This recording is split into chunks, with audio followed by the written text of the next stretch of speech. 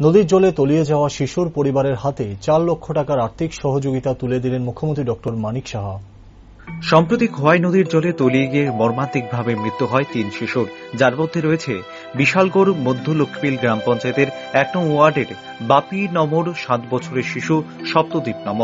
রবিবার শোকগ্রস্ত পরিবারটির সাথে সাক্ষাৎ করেন মুখ্যমন্ত্রী ডাক্তার মানিক সাহা। সাথে উপস্থিত ছিলেন বিধায়ক সুশান্ত দেব, জেলা শাসক বিশাল কুমার, জেলা পুলিশ আধিকারিক বিজে রেড্ডি এবং মহকুমা শাসক বিনয় ভূষণ দাস সহ অন্যান্যরা।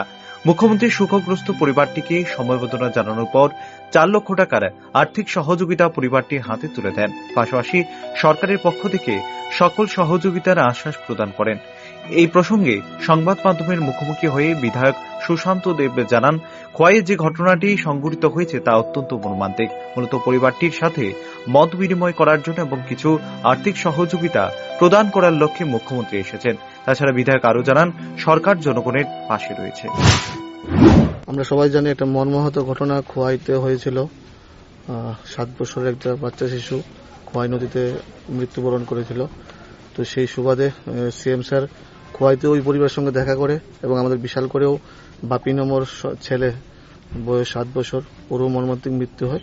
তো এখানে দেখা করতে এসে কিছু আর্থিক সাহায্য করে। উল্লেখ্য, খোয়াইয়ের দাদুর বাড়িতে বেড়াতে গিয়ে নদীতে স্নান করতে যাওয়ার পর দাদুর সাথে 4 নাতি নাতনি থাকলেও জলের স্রোতের ফলে 3 শিশু তলিয়ে যায় নদীর জলে এবং একজনকে শুধুমাত্র বাঁচাতে সক্ষম হয় দাদু।